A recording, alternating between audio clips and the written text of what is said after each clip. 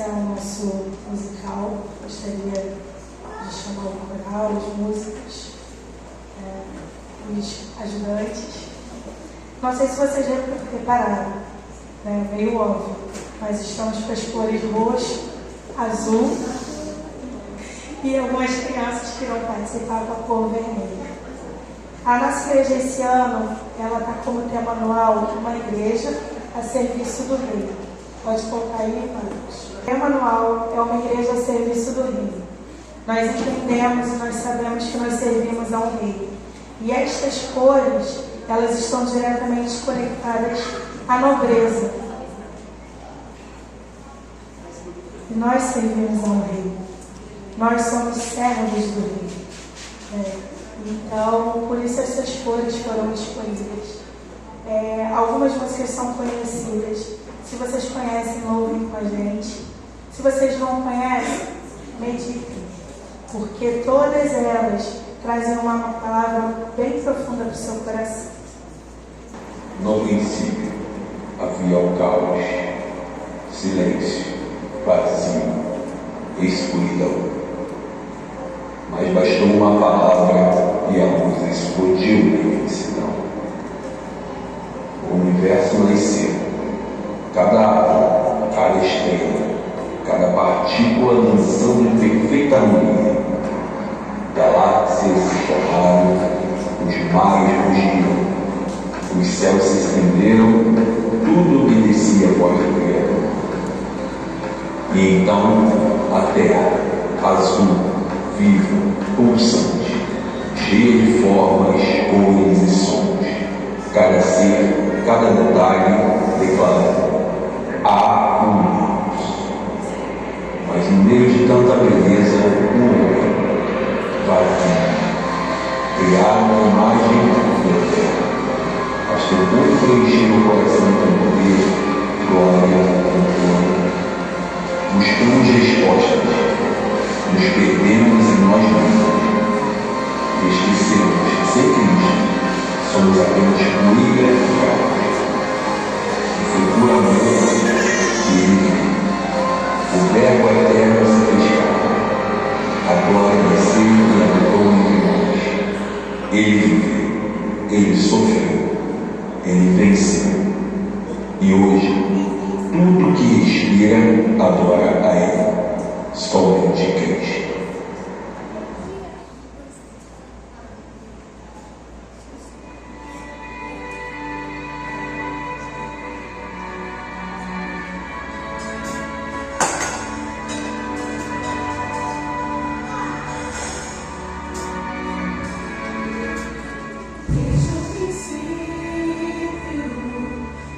Criador, quem antes do tempo existe.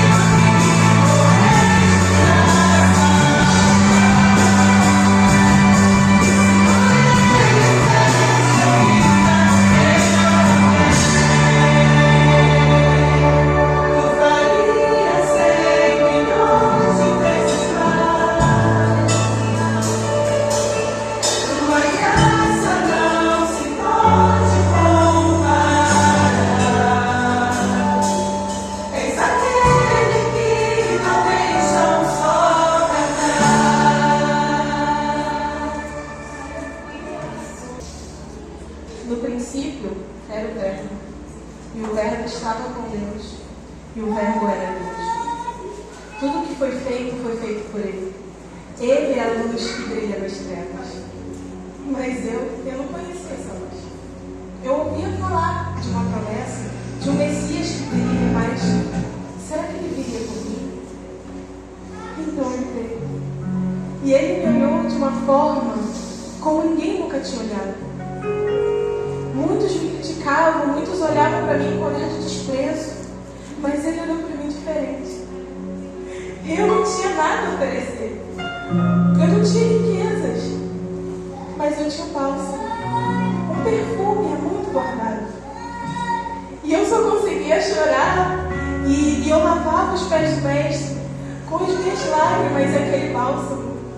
E eu sequei com os meus cabelos e muitos apontavam e murmuravam e me criticavam. Mas ele olhou para mim, diferente de qualquer pessoa. E ele disse: ela fez tudo o que pôde, e em memória dela isso será contado. Então eu entendi que ele não veio só para aqueles que estavam perto, ele veio para aqueles que estavam longe. Ele veio para mim, que estava desprezado. Ele veio por mim. Essa é a graça. Essa é a redenção. Esse é Jesus.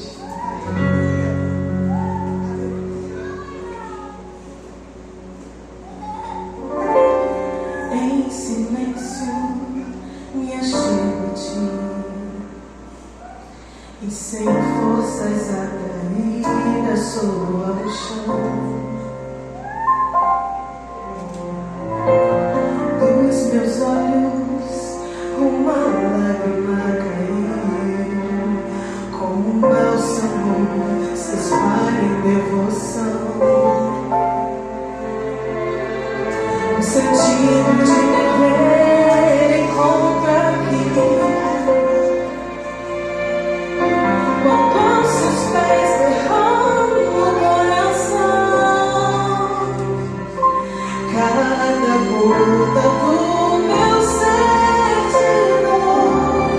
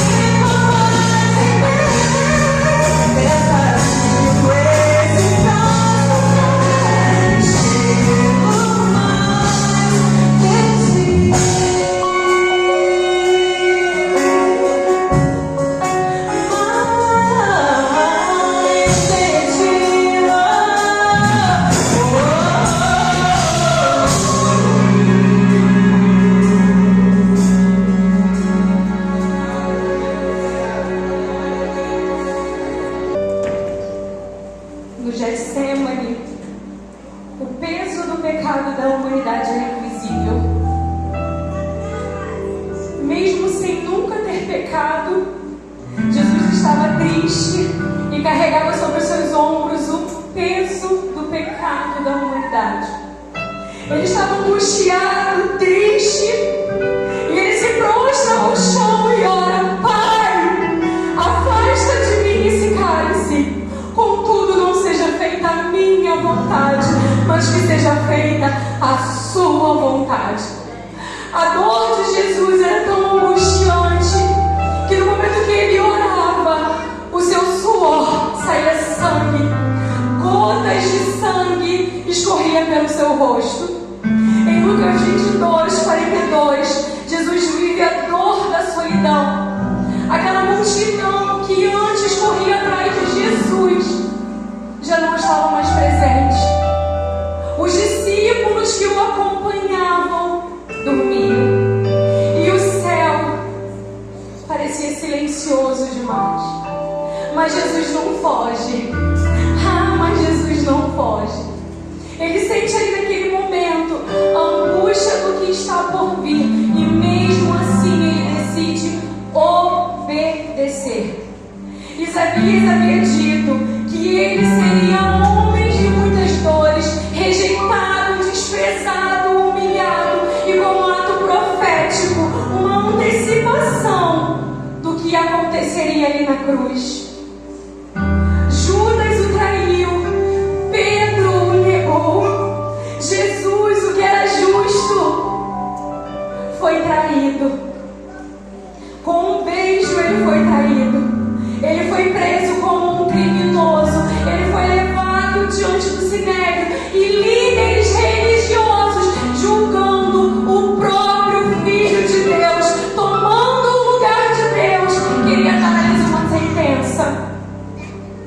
Eles decidiram condená-lo. E em silêncio Jesus permaneceu, assim como Isaías também havia predito. Como um cordeiro mudo foi levado ao matadouro. E eu te convido nessa hora a abrir sua Bíblia em Mateus 27, versículo 15. Para muitos esse momento parecia uma solução.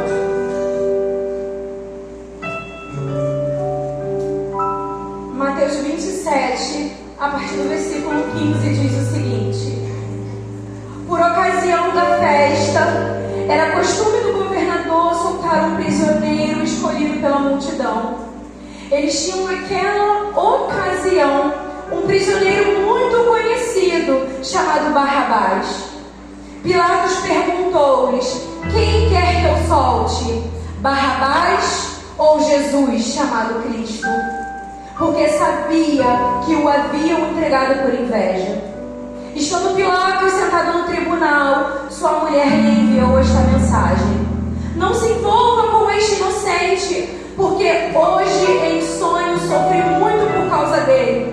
Mas os chefes dos sacerdotes, os líderes religiosos, o convenceram. A multidão que pedissem a Barrabás e mandassem executar a Jesus. Então perguntou ao governador: qual dos dois vocês querem que eu solte? E a multidão respondeu: Barrabás. Perguntou-lhes Pilatos: então, o que eu farei com Jesus chamado Cristo? E todos responderam: crucifica-o. Por quê? Que crime ele cometeu? Perguntou Pilatos. Mas eles gritavam ainda mais: crucifica-o. E no versículo 26, então Pilatos soltou Barrabás, mandou soltar o Jesus e entregou para ser sacrificado.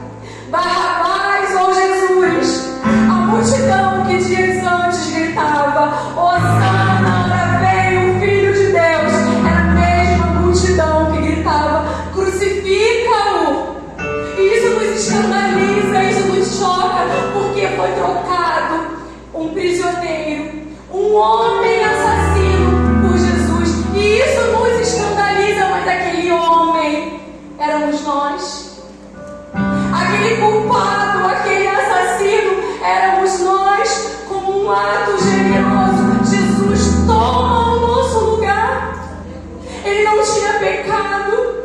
O justo trocou o lugar com o injusto. Em 1 Pedro 3,18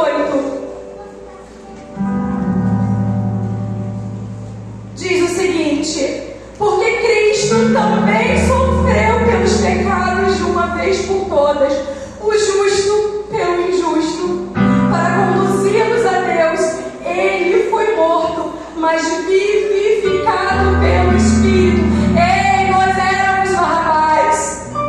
Aquele lugar era nosso, mas com um ato voluntarioso, com um coração generoso, Jesus entregou o meu e o seu lugar. Aquela cruz era para mim, aquela cruz era para você, mas Deus nos deu vida e vida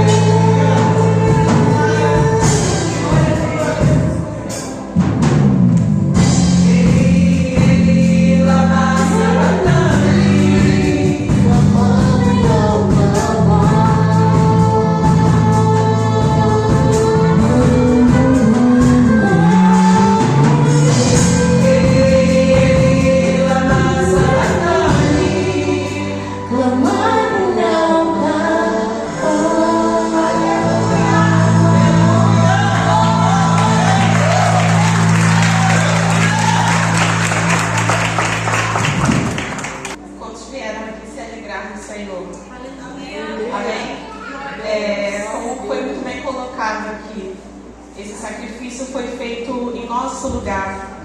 E hoje nós nos lembramos desse sacrifício. O sacrifício que nós devíamos levar, que a culpa era nossa. Mas damos graças a Deus hoje porque Ele enviou o Cordeiro, alguém que foi no nosso lugar. Nós não poderíamos sofrer aquilo que o Senhor sofreu. Não teríamos a capacidade de padecer o que Ele padeceu no nosso lugar. Mas Cristo, Ele foi por aquela via dolorosa e Ele sofreu em nosso lugar. Mas hoje nós estamos aqui e nós nos lembramos e nos alegramos porque Ele foi o Cordeiro perfeito. Ele foi o sacrifício perfeito.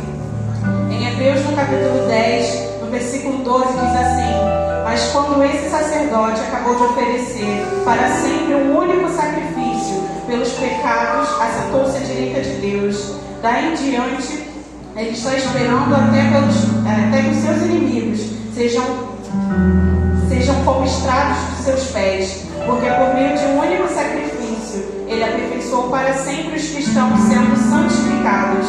O Espírito Santo também nos testifica a esse respeito. Primeiro Ele diz: esta é a aliança que farei com eles.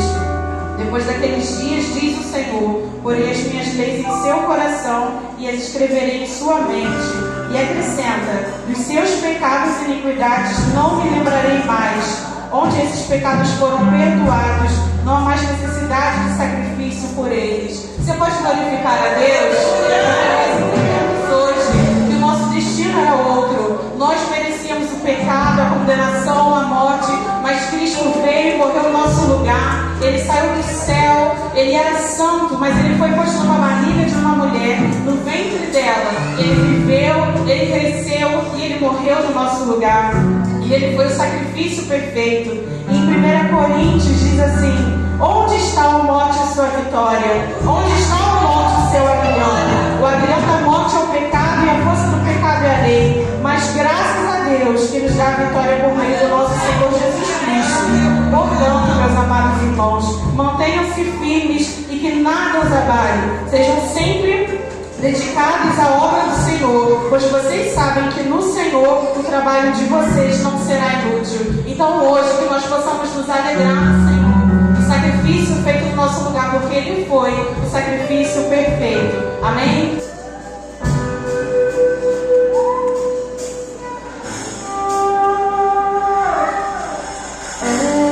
Éramos fracos, andávamos cegos, ovelhas sem seu pastor.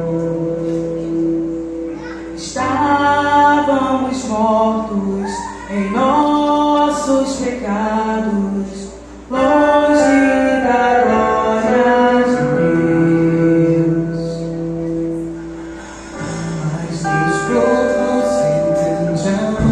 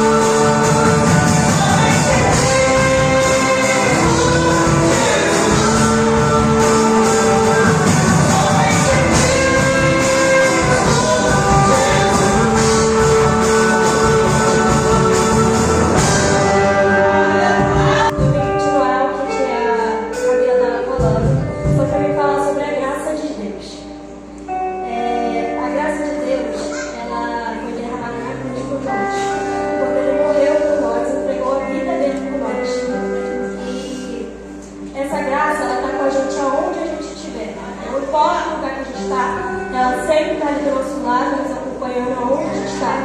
Dia, noite, sem cessar, ela está ali com a gente.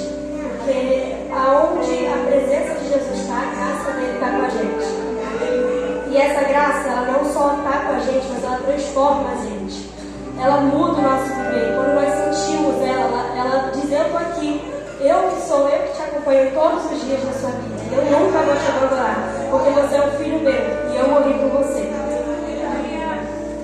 E a graça, ela também é um convite. Ela também não é pra gente só que a gente deve ser perfeito, mas que a gente precisa dele. Que a gente não precisa ser a pessoa mais bonita do mundo. Não importa, a graça dele sempre está ali com a gente. E lá em Romanos 5,8 diz assim: a cruz é o maior símbolo da graça. Jesus morreu por nós quando ainda éramos pecadores. Isso quer dizer que a gente não merecia. A gente não merecia nada que ele fez. Ele foi crucificado, ele foi batido, ele foi espancado, mas quem deveria estar no lugar que ele estava era nós. Nós que deveríamos ter sofrido. Mas ele disse: não machuque meus filhos, me machuque. Deixem meus filhos verem para que eles possam ver as coisas perfeitas que eu fiz para eles. Tudo que eu vivi, tudo que eu fiz por eles. Eu morri por eles. Eu preferi morrer do que perder eles, do que viver sem eles. E eu quero que hoje eles entendam essa graça. Eu quero muito que a graça de Deus, Jesus está aqui nesse lugar. E a graça dele sempre está com a gente. Amém?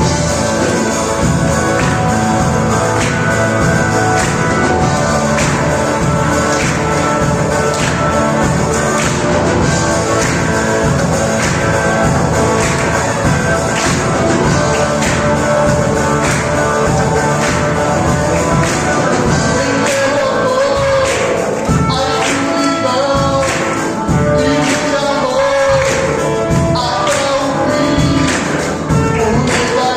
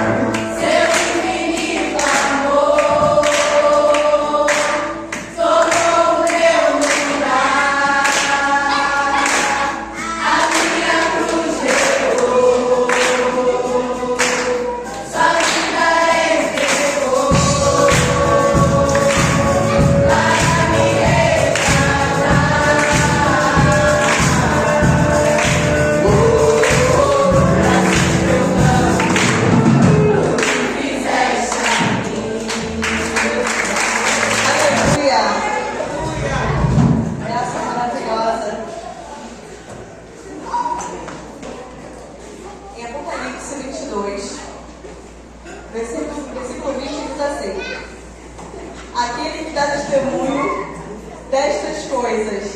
Certamente venho sem demora. Amém. Vem, Senhor Jesus. Maranata, meus irmãos. Maranata, meus irmãos. Maranata, meus irmãos. Essa palavra está escrita em 1 Coríntios 16, se eu não me engano, no versículo 20, onde Paulo fala que aquele que não crê no Senhor, ele é anátema. E ele fala Maranata. Maranata é uma palavra em aramaico que diz: ora vem, Senhor Jesus. Vem, Senhor Jesus. Ele virá. Em Tessalonicenses diz que nós estamos sofrendo dores de parto. Se você já foi mãe, é mãe, você sabe que existe uma dor. Mas você sabe também. Mas você sabe que essa gestação, esse parto, requer de nós uma entrega, uma ansiedade, uma dor. Mas ele vem. Quando a gente vê aquele bebezinho, alguém se lembra do que passou? Quando você olha para o seu filho, para o filho, você não vai lembrar do que passou. E o que eu quero te dizer, Maranata, você está com essa prece na sua boca, ou você tem o dia da volta do Senhor? Você espera ansiosamente por vê-lo, por contemplar a face daquele que levará sobre si todas as nossas dores? Ou você tem medo? Muitos dizem: ele virá. Isso eu escuto desde a vovó criança, na verdade ele virá. Mas ele pode vir para você nessa noite. E você está ansioso por esse encontro? Ou você tem esse encontro? A Bíblia fala em João 15,14, que meus amigos são aqueles que fazem a minha vontade. E você sabe qual é a vontade de Deus? Ah, eu sou uma pessoa boa. Ah, eu sou alguém que faz caridade. A Bíblia fala que não é por obras, somente o sangue de Jesus, somente a graça do Senhor. E você pode contemplar essa graça, se você viver a vontade dele. Eu anseio pela volta do Senhor. Eu anseio no dia de vê-lo nas nuvens, brilhando como o sol. Porque é uma promessa para aqueles que creem, que estará com ele, reinará com ele eternamente. E eu sinto alegria, Maranata, Senhor.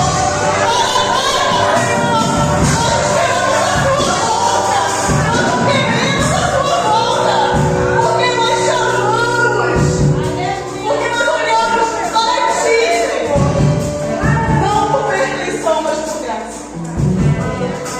E ele chama: vem, vem, porque eu venho sem demora. Eu espero que esse clamor fique no seu coração. Maranata, ora vem, Senhor Jesus, porque ele virá.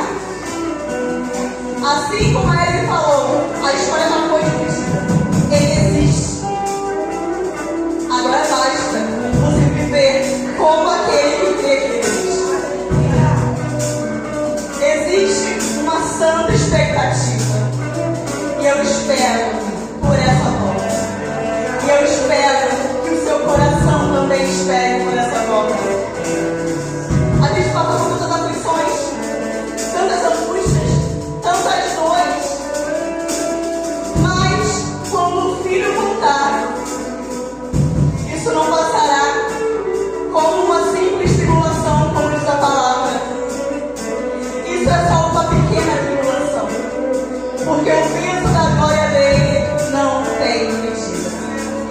E eu te digo, aguarde a volta do Senhor.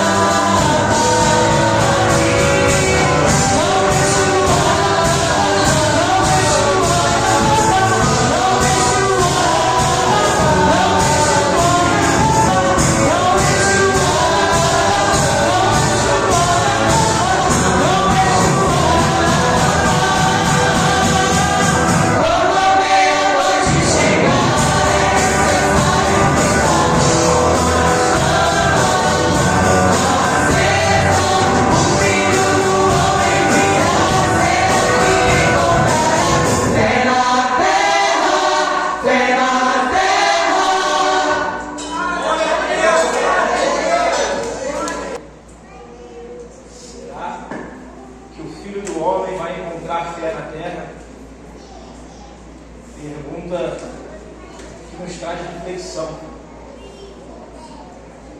Neste momento, amados, em que grandes coisas foram cantadas, foram ditas, foram explicadas, coisas maravilhosas, diferentes, há um plano que Deus fez desde o início da fundação. E esse plano, meu amado, é o plano da nossa salvação. Por isso, nesse momento, eu tão somente vou fazer um convite. Jesus certa vez falou em Mateus 11, 28, vinde a mim todos os que estáis cansados e sobrecarregados, e eu vos aliviarei. Tomai sobre vós o meu jugo e aprendei de mim, porque sou manso e humilde de coração, e achareis descanso para a vossa alma, porque o meu jugo é suave e o meu fardo é leve. Meus amados, quero deixar esse convite para aqueles que ainda não tiveram o privilégio de servir ao Senhor, aqueles que ainda não tiveram o privilégio de tomar uma decisão,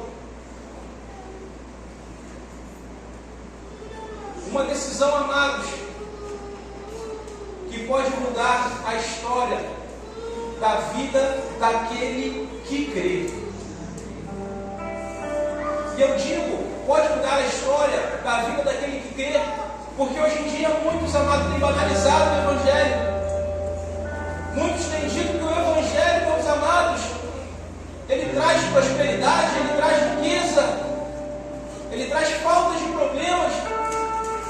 Mas eu não sou um vendedor, eu não sou um coach. O Evangelho, ele traz, como foi dito aqui, graça. Ele traz salvação, ele traz redenção, ele traz transformação. Porque nós estamos sobrecarregados. O teu fardo, ele está pesado. Jesus, ele te convida, não somente essa noite, mas a cada dia da tua vida, ele te faz um convite. Porque ele, como Cordeiro de Deus, ele morreu pelos pecados do mundo. Ele não morreu pelo bonzinho, ele não morreu pelo certinho, ele não morreu por aquele que acha o Evangelho bonito, por aquele que se sente melhor ou pior.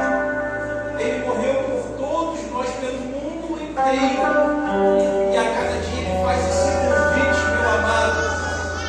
Você, no seu coração, que sente que as coisas deste mundo muitas vezes trazem uma satisfação, momentânea, sim, porque até mesmo nós, como nos alimentamos, sem essa fome, mas logo amanhã nós temos fome de novo. Jesus, ele veio para nos dar uma água que tira a nossa sede espiritual. Essa água, ela nos sacia, porque ela é fruto do trono de Deus, ela é fruto do Espírito que acompanha as nossas vidas quando nos rendemos ao Senhor. E eu vos faço um desafio a todo aquele que ouviu toda essa história linda de amor, de sacrifício, de vitória. Sim, porque Jesus, ele não está morto, ele ressuscitou. Ele ressuscitou para continuar te fazendo esse convite: vinde a mim. Seja ousado, não para fazer as coisas erradas, mas seja ousado para tomar uma decisão que pode mudar a história da sua vida.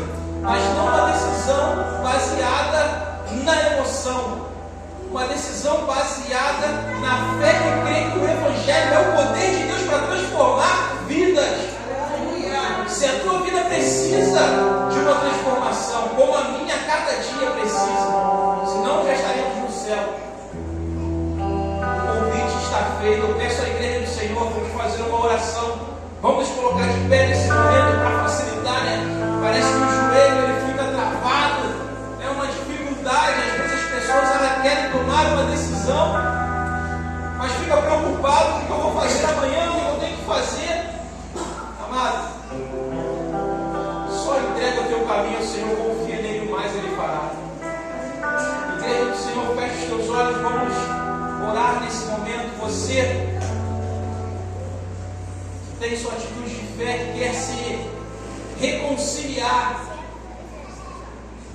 você que quer se derramar mais uma vez na presença desse Deus amoroso, poderoso, eu te convido a ter um ato de fé e vir até aqui. Os pastores estarão orando.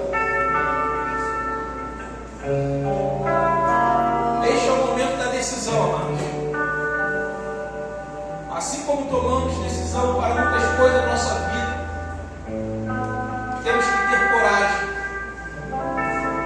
Jesus, Ele é a nossa força. Ele continua com amados de braços abertos, não olhando para as nossas falhas, mas olhando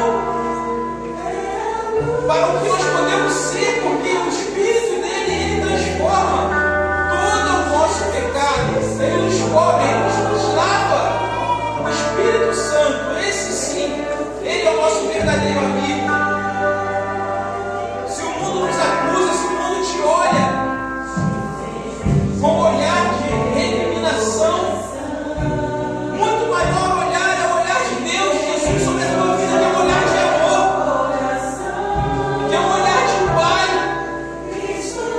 que é um olhar que te diz: eu te amo, meu filho, com amor incondicional.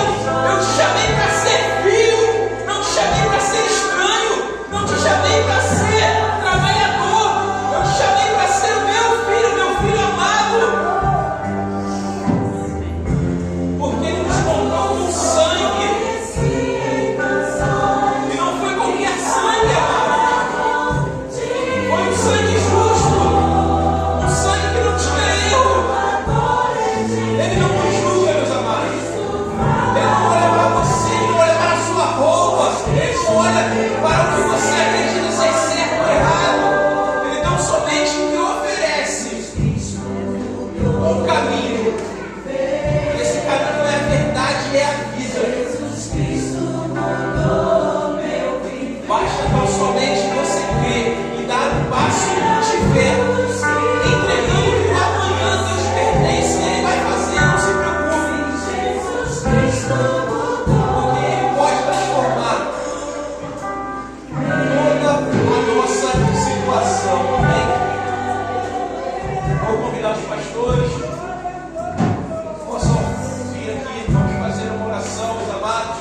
É motivo de alegria, é motivo de vitória poder ver que Jesus, Ele continua operando, meus amados. Poder ver que ainda temos coragem de nos achegarmos diante do trono da graça para pedir: Senhor, muda a minha história. Senhor, transforma a minha vida. Só Deus, somente o Espírito Santo. Igreja, feche os teus olhos. Você com o olho da cara, você vai olhar, você não vai ver nada. Mas creia que através da tua oração, o Espírito Santo, Ele vai se mover para a vida daquele que crê.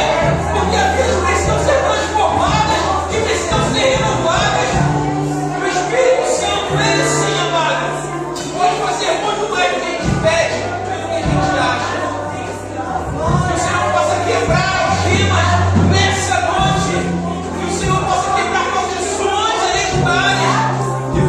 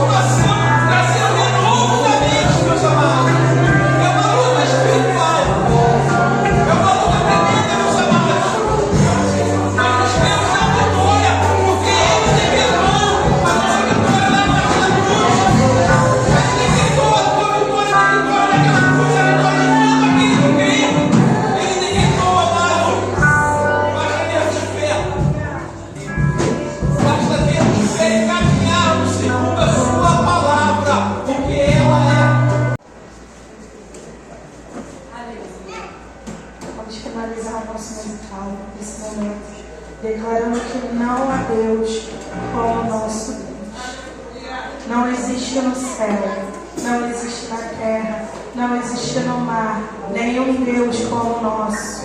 Queria que vocês ficassem de pé. Essa música é dedicada com suas palmas. A letra vai estar passando aqui.